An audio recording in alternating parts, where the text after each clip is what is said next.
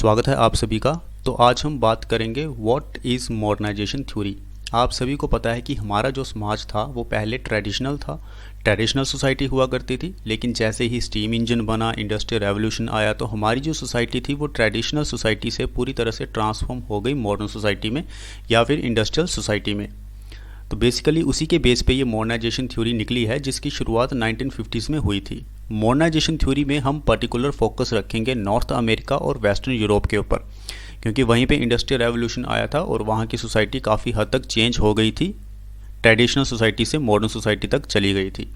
So modernization theory emerged in the 1950s as an explanation of how the industrial societies of North America and Western Europe developed। तो ये modernisation theory बता रही है कि 1950 के दशक में किस तरह से इंडस्ट्रियल सोसाइटीज़ में कन्वर्ट हो गया था नॉर्थ अमेरिका और वेस्टर्न यूरोप, कैसे वहाँ पे इंडस्ट्रियल सोसाइटी डेवलप हुई। The theory argues that societies develop in fairly predictable stages through which they become increasingly complex. Development depends primarily on the importation of technology as well as number of other political and social changes believed to come about as a result। तो result क्या है हमारे पास? Modernisation. Industrial society कैसे आई? तो ये बताता है कि इसकी एक स्टेजेस होती हैं, बहुत सारी स्टेजेस होती हैं, जिससे सोसाइटी जो है वो कॉम्प्लेक्स मोड में चली जाती है, धीरे धीरे कॉम्प्लेक्स होती जाती है, जिसमें कि डेवलपमेंट होती है, नई नई टेक्नोलॉजी आती है, कई तरह के वहाँ के जो स्टेट फंक्शंस होते हैं, जो पॉलिटिकल फंक्शंस होते हैं, सोशल फंक्शंस होते हैं, वो चेंज होना शुरू हो जाते हैं। फिर एंड में जो सोसाइटी है वो इंडस्ट्रियल सोसाइटी में कन्वर्ट हो जाती है। कई तरह के सोशल साइंटिस्ट हैं, बेसिकली हम यूरोपियन डिसेंट के जो सोशल साइंटिस्ट हैं उनकी बात करेंगे, क्योंकि उनकी कंट्रीज़ हैं, वो अपनी कंट्रीज़ में किस तरह से सोशल चेंज को देखते हैं, किस तरह से वो देखते हैं कि ट्रेडिशनल सोसाइटी इंडस्ट्रियल सोसाइटी में कैसे डेवलप हुई। So social scientist primarily of white European descent formulated modernisation theory during the mid 20th century. तो 20 सेंचुरी में, 20th सेंचुरी में इन्होंने मॉडर्नाइजेशन थ्योरी को डेवलप किया था, जो यूरोपियन सोशल साइंटिस्ट थे। अब ये प्रोसेस की बात करते हैं कि मॉडर्नाइजेशन का जो प्रोसेस है वो कैसे इन्वॉल्व हुआ। ठीक है, सो सबसे पहले तो इंडस्ट्रियलाइजेशन आया। मैंने आपको बताया था कि ट्रेडिशनल सोसाइटी से हम इंडस्ट्रियल सोसाइटी में हुए, तो बेसिकली इंडस्ट्रियलाइजेशन आया, उसके बाद अर्बनाइजेशन खूब हुआ, रैशनलाइजेशन हुआ, ब्यूरोक्रेसी बहुत अच्छे से डेवलप होगी, मास कंजप्शन होना शुरू हो गया, और उसके बाद हमने डेमोक्रेसी को अडॉप्ट कर लिया जब लोगों को अपने अधिकारों के बारे में पता चल गया। तो एक लोकतंत्र ही एक ऐसा फिर बेस बनता था जिसे लोग अडॉप्ट कर पाए थे। सो डेमोक्रेसी अभी हमें पूरे देश भर में देखने को मिलती है, दुनिया भर में देखने को मिलती है। Modernization theory holds that this process involves increased availability and the levels of formal schooling and the development of mass media, both of which are thought to foster the democratic political institutions। हर एक country में democratic political institutions होते हैं। वो कैसे strong हुए? क्योंकि formal schooling शुरू हो गई, डेवलपमेंट ऑफ मास मीडिया बहुत अच्छे से डेवलप हो गया, रिसोर्सेज बहुत ज़्यादा इंक्रीज़ हो गए। तो मॉडर्नाइजेशन थ्योरी यही बताता है कि यही सारे फैक्टर्स थे, जैसे फॉर्मल स्कूलिंग हो गया, मास मीडिया बहुत अच्छे से डेवलप हो गया, तो इससे जो इंस्टीट्यूशंस थे, डेमोक्रेटिक इंस्टीट्यूशंस, वो और भी ज़्यादा स्ट्रॉन्ग हो गए। Through the process of modernisation, transportation and communication become increasingly sophisticated and accessible. अब जैसे ही मॉडर्नाइजेशन ये बताने की कोशिश कर रहा है कि कैसे कैसे ट्रांसपोर्टेशन सिस्टम डेवलप हुआ, कम्युनिकेशन डेवलप हुआ, सोफिस्टिकेटेड हुआ, दुनिया भर में एक्सेसिबल हो गया, पॉपुलेशन बिकम मोर अर्बन, जितनी भी पॉपुलेशन थी वो धीरे धीरे ट्रेडिशनल विलेज रूरल एरिया से और भी ज़्यादा अर्बन हो गई, and mobile and extended family declines in importance. तो जो एक्सटेंडेड फैमिलीज हुआ करती थी वो डिक्लाइन हो गई, वो जॉइंट फैमिली से होकर सीधा न्यूक्लियर फैमिली की ओर बढ़ने लग पड़ी।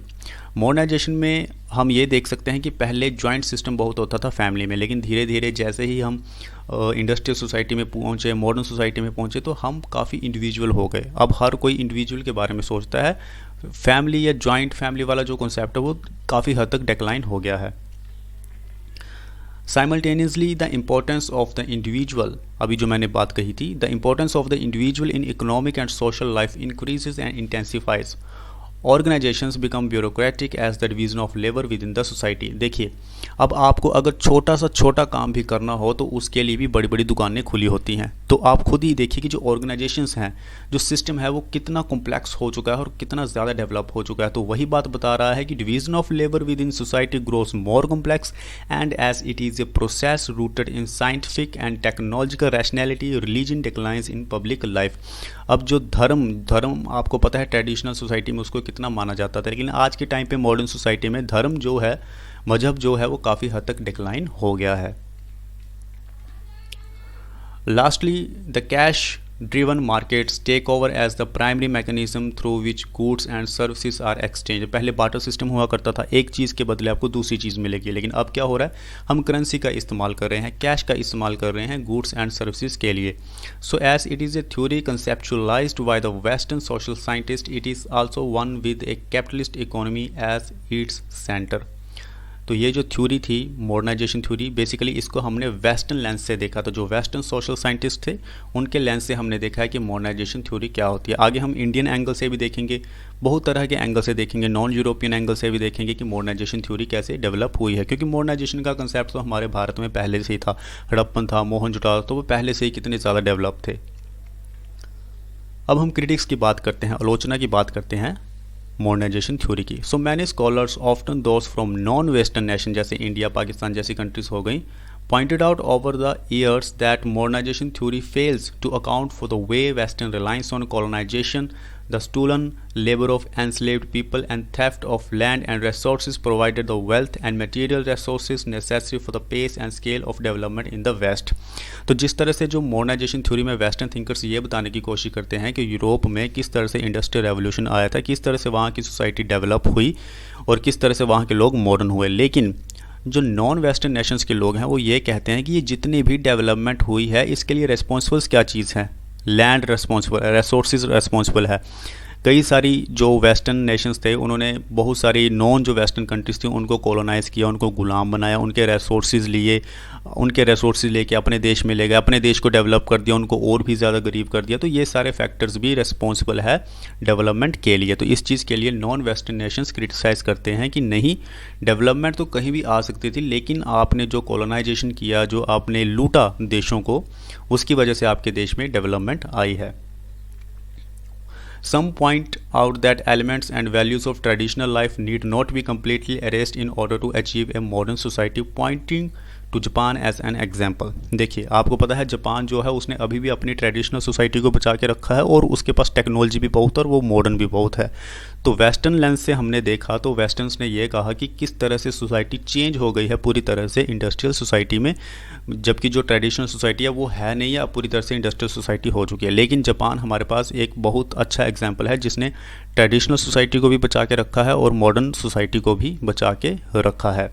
तो ये एक जापान का एग्जाम्पल दिया गया है। तो हम ऐसा नहीं कह सकते हैं, यानी कि वेस्टर्स ऐसा नहीं कह सकते हैं कि हर जगह पे जहाँ पे भी डेवलपमेंट होती है वहाँ से एकदम से ट्रेडिशनल सोसाइटी से हम इंडस्ट्रियल सोसाइटी में चले जाते हैं। यानी कि इसमें यह बताने की कोशिश की गई है कि हम पूरी दुनिया को वेस्टर्न एंगल से नहीं देख सकते हैं जिस तरह से वेस्टर्न सोशल साइंटिस्ट देखते हैं। तो यही था मॉडर्नाइजेशन थ्योरी। हालांकि मॉडर्नाइजेशन थ्योरी जो है वो काफ़ी लंबी है, इसमें रोस्टो की थ्योरीज भी है, बहुत सारी थ्योरीज है, लेकिन उसको हम आगे डिस्कस करेंगे। तब तक के लिए धन्यवाद।